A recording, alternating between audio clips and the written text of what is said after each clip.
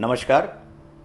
आज सफलता की श्रेणी कार्यक्रम में मेरे साथ है हुमा परवीन, जो अभी यूपीपीसीएस का जो रिजल्ट आया है उसमें एआरटीओ के पद पर चयनित हुई हैं। सबसे पहले तो हुमा बहुत बहुत बधाई हो बेटा। Thank you sir. आप कब लगा कि आपको इस प्रशासनिक सेवा में आना चाहिए, क्योंकि एक फीमेल कैंडिडेट और वो भी जो आपके समुदाय में एक चीज मानी जाती है कि थोड़ा उतना एम्पावरमेंट या डिसीजन को लेकर उतनी फ्रीडम नहीं होती है, तो कैसे ये जर्नी शुरू हुई और इस तरफ आप आई? जी सर। सर सबसे पहले तो हमारे समाज में एजुकेशन फीमेल को नहीं दी जाती है। लाइक 12th कर लो, बहुत हो गया, शादी कर लो, ये सब रहता है। तो मेरे जो फादर थे उन्होंने मेरी ग्रेजुएशन कराई, तो मैंने बीटेक किया सबसे पहले।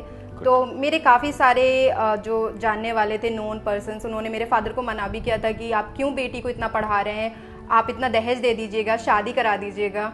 तो ये सब हुआ, पर मेरे पापा और मेरी मम्मी ने कहा नहीं नहीं, हमें तो पढ़ाना है। तो एक तो उनकी सोच थी सबसे पहले कि उन्होंने मुझे पढ़ाए, एजुकेशन दी। अगर वो बीटेक नहीं कराते तो शायद आज मैं यहाँ पे होती भी नहीं।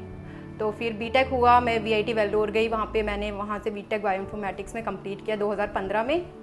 फिर उसके बाद मेरी शादी होगी 2016 में, और शादी के बाद मैं जॉब करने लगी। फंक्शनल टेस्टर हूँ मैं एक प्राइवेट कंपनी में।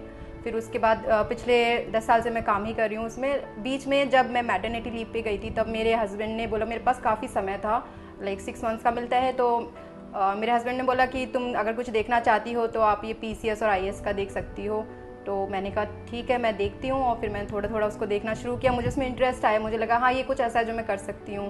तो फिर मैंने अपनी मैटरनिटी से ही, तो पहले तो लीव पर ही मैंने सारा सिलेबस वगैरह एंड वीडियोस स्टार्ट किए देखना। उसके बाद फिर मैंने प्रॉपरली 2019 से मेरी प्रिपरेशन स्टार्ट करी। ये था। ये तुम्हारी स्टोरी सुनते हुए मैं थोड़ा बड़ा ध्यान से सुन रहा था। कई बार ऐसे बच्चे मिलते हैं जो कहते हैं कि सर समय नहीं निकल पा रहा है, चूंकि आप थोड़े से वर्कलोड होते हैं। और क्या होता है, तुम्हारी इस बात को सुनते हुए सबसे पहली बात यह है कि तुम जॉब में हो। जी सर।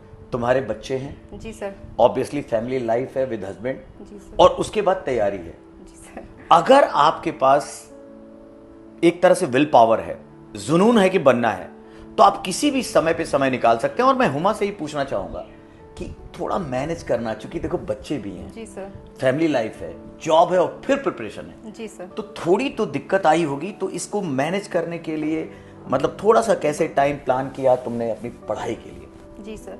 सर सबसे पहले मेरा 9 बजे तक काम रहता था ऑफिस का, वो मैं कर लेती थी। उसके बाद फिर रात का खाना बनाना रहता था, तो उसमें मेरे हस्बैंड मेरी हेल्प करते थे, हम दोनों मिलके खाना बना लेते थे। तो जब मैं खाना बनाती थी और बर्तन वगैरह धोती थी रात के, तो उस टाइम पे मैं वीडियोस लगा लेती थी यूट्यूब पे, वो सुनती रहती थी। आधा तो मेरे हस्बैंड को भी याद हो गया होगा। हाँ, वो सारा लाइक जो भी जियोग्राफी, पॉलिटी, जो भी हमारे रहते हैं उनके वीडियोज़ में लगा लेती थी। और वो मैं सुन रही हूँ, बर्तन धो रही हूँ, खाना बना रही हूँ, वो चलता रहता था। उससे मेरा हो जाता था थोड़ा ट्रैवलिंग में। जब मैं ऑफिस में ट्रैवल करती थी उस टाइम पे भी मैं वीडियोस लगा के कान में ईयरफोन लगा के सुनती हुई जाती थी और सुनती हुई आती थी। तो उस टाइम को मैंने यूटिलाइज किया था सर। बहुत बढ़िया। देखिए, एक चीज तो बड़ी साफ है, अगर फैमिली का सपोर्ट रहता है, जैसा हुमा ने बताया, पहले पेरेंट्स, माता पिता ने बहुत सहयोग दिया, और फिर हस्बैंड ने जो उस समय इंस्पायर किया, उस समय मोटिवेट किया, जब हो सकता था दिशा कभी दराती ही नहीं। मैटरनिटी लीव के समय कहा कि इस टाइम का यूटिलाइजेशन आप अपनी पढ़ाई में करें। और इस तरह के छोटे से सहयोग कितना बड़ा बदलाव ला सकते हैं, ये भी एक प्रेरणा है। और मैं सबसे कहूंगा कि जिनकी भी बेटियां हैं, जिनकी बहुएं हैं, जिनकी पत्नी है, देखिए एक बहुत बढ़िया एग्जाम्पल है कि एक छोटे से सपोर्ट से आज हुमा एआरटीओ बन चुकी है। दूसरा, हुमा चूंकि प्रिपरेशन के समय, और तुमने अभी बताया कि 19 में थी, तो उस समय ऑप्शनल भी था। जी सर। तो पहले तो ऑप्शनल जब था तो ऑप्शनल क्या लिया था, और दूसरा ऑप्शनल के बाद जब सब कंपलसरी हो गया, ऑप्शनल हटा दिया गया, तो प्रिपरेशन को लेकर तुमने क्या चेंज किया? जी सर। सर जैसे मैंने बताया, मैंने बीटेक बायोइन्फॉर्मेटिक्स में किया है, तो मुझे बॉटनी का ऑलरेडी नॉलेज था बीटेक के दौरान, और 12th में भी मैंने पढ़ा था बॉटनी। एंड तो मैंने वही बॉटनी लिया था एज अ ऑप्शनल, और मैंने उस पर काम किया था। तो 2021 में मैंने मेंस लिखा है, उस टाइम बॉटनी लिया था, पर उसमें कुछ मार्क्स से रह गया था, तो वो नहीं हो पाया। फिर जब 2023 में जब ये चेंज हुआ, हमारा GS 5 और 6 आए थे, तो उसके लिए मैंने सिलेबस देखा क्या क्या है उसका। फिर मैंने जो किया, मैंने सबसे पहले चैट जीपीटी को यूज़ किया सर। इसमें मैंने सारे, जैसे GS 5 एंड 6 का जो क्वेश्चंस आए थे 2023 में, तो मैंने वो सारे क्वेश्चन चैट GPT में डाल के उसको अच्छे से prompt the, because prompt engineering बहुत क्या अच्छा। मुझे नॉलेज है, तो मुझे पता था मुझे कैसे प्रॉम्प्ट देनी है। सारे प्रॉम्प्ट दिए मैंने कि मुझे ऐसे ऐसे ये आंसर चाहिए। मुझे वो आंसर पसंद नहीं आता तो मैं उसको रीस्ट्रक्चर करवाती थी और रिफाइन करवाती थी। फिर मैं फाइनल वर्जन उसका जो मुझे मिलता था आंसर को मैंने अपने नोट्स में लिखे और वो सारे मैंने फिर उनको अच्छे से लर्न किए, गो थ्रू किया। तो इस तरीके से मैंने वो किया। और फिर उसके अलावा एक सर हैं SCS के, तो उनका मटेरियल लिया था मैंने GS 5 6 का। तो उनका काफ़ी सारे पॉइंट वाइज मटेरियल रहता था, हर एक पॉइंट वाइज। तो मैंने उसको बहुत कंसाइज करके मतलब 20 पेजेस में मैंने उसको मतलब मेन पॉइंट्स जो होते हैं मैंने अपना खुद का प्रिपेयर किया, बस वहाँ से कॉपी पेस्ट किया और अपना खुद के नोट्स बनाए वर्ड डॉक में। 20 पेजेस में मैंने उसको निपटा दिया GS 5 को एंड 6 को। एंड जो वगैरह स्कीम वगैरह होती हैं, जो भी फैक्ट्स वगैरह, उसके लिए मैंने एक अलग PDF बनाया था, उसमें सारे फैक्ट्स डाल दिए थे। मैंने अपने लिमिटेड रखे थे सोर्स, मैं बस उसको ही पढ़ती थी, उसको ही मैंने 20 बार पढ़ा होगा और कुछ नहीं करा मैंने। और इतना उसको मैंने कंठस्थ कर लिया था कि मुझे मतलब जब मैं लिख रही थी मेंस ना, मुझे अभी भी याद है कि लिखते हुए भी मतलब अगला क्या लिखना है मेरे दिमाग में पहले ही ऑटोमेटिक फीड हो जाता था, अब तुमको ये लिखना है, इसके बाद ये लिखना है। तो मतलब मुझे कभी कोई परेशानी नहीं हुई। बहुत बढ़िया। देखिए, दो चीज़ें बड़ी स्पष्ट हैं। एक, ऑनलाइन प्लेटफॉर्म क्यों महत्वपूर्ण हो सकता है, किस तरह आपने यूटिलाइज किया यूट्यूब चैनल को, किस तरह आपने ऑनलाइन बेटर जो स्टडी मटेरियल्स थे उसको यूटिलाइज किए वाइल ट्रैवलिंग, वाइल कुकिंग, या जब भी समय मिला। और दूसरा, चैट GPT, अगर आप इसे प्रॉम्प्ट करना, चूंकि ये बच्चों को बताना है ये जेनरेटिव AI है, ये जनरल AI नहीं है। जेनरेटिव AI में प्रॉम्प्ट करना बड़ा जरूरी है। क्योंकि आप इंजीनियर हैं, इसको बहुत अच्छे से किया।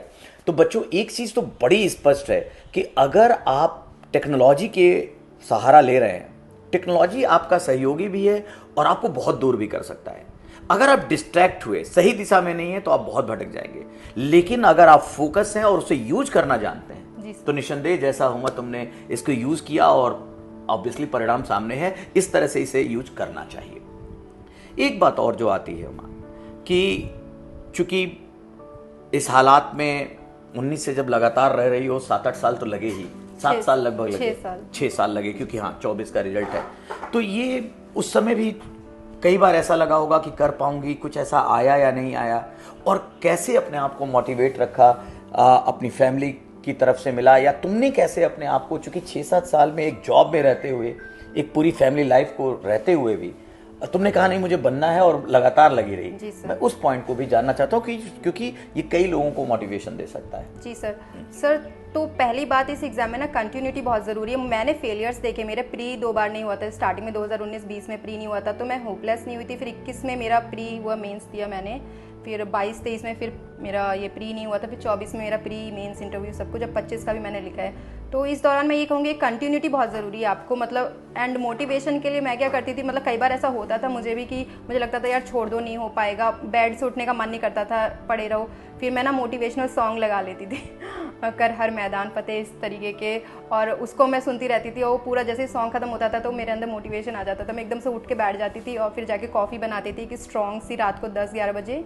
एंड फिर जब तक मतलब मैंने दिन भर में बस 3-4 घंटे ही दिए हैं सर, मैंने ज़्यादा टाइम नहीं दे पाती थी, क्योंकि मेरे फैमिली है, बच्चे हैं, 2 मेरी बेटियां हैं, और मतलब मेरी जॉब भी थी, मेरा घर भी, मतलब खाना वाना भी देखना रहता है, घर का काम भी था, सब कुछ। तो फिर वही 3-4 घंटे मिलते थे, तो मैं स्ट्रॉन्ग कॉफ़ी बना के बैठ जाती थी अपने स्टडी टेबल पे, और जितना जब तक हो सकता था 12-1-2 जब तक मैं जाग सकती थी उतना मैं करती थी।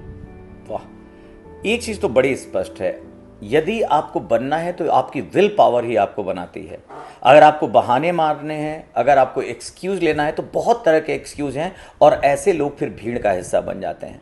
अगर सफलता की श्रेणी में आना है तो देखिए, बच्चे हैं, फैमिली लाइफ है, खाना बनाना है, जॉब है, और उसके बावजूद पढ़ाई करती रहीं जितना कर पाई और ये सेलेक्ट हो पाई।